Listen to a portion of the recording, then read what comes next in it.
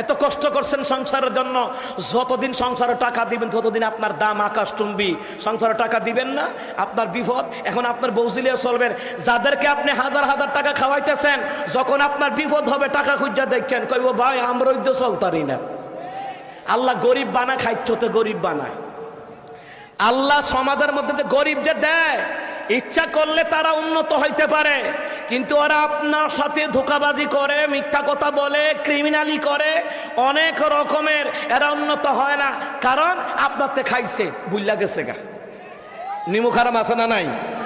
এমনও পরিবার আছে, বাইয়ে ফালছে, লালছে, খাওয়াইছে, বিদেশ দিছে, তারা বিয়া শাদী করাইছে, দিছে, টাকা পয়সা যা কিছু সব কিছু কইরা দিছে, শেষের বেলা হেতে জিরু। কথা কন না কেন? এই জন্য খাইতে গরিব হয়। যার টাকা মাইরা খায় সে গরিব হয় না, আল্লাহ তারা ঠিকই ধনী বানায় রাখে। আর যারা মাইরা মাইরা খায়, অস্বীকার যায়, এদেরকেই খাইতে গরিব বানায় রাখে। কথা কন্টে কিনা?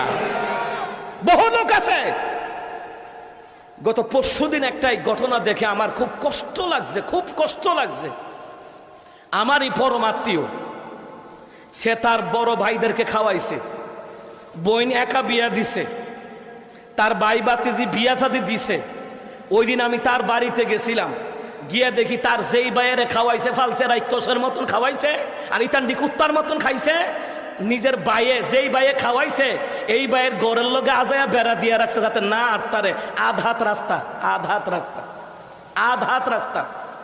আমি ঢুকছি কেমনে জানেননি? আমি ঢুকলাম এলে এমনে, আমি ঢুহন লাগছে এমনে ফাতার হইয়া। নিমুখ হারাম কারা কয় মানুষ।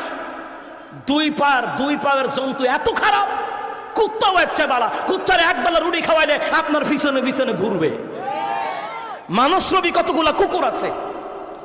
আমি ওই দিন ঘটনা দেখার পরে মানুষের প্রতি আমার রুচি উঠে গেছে গা। সকল মানুষের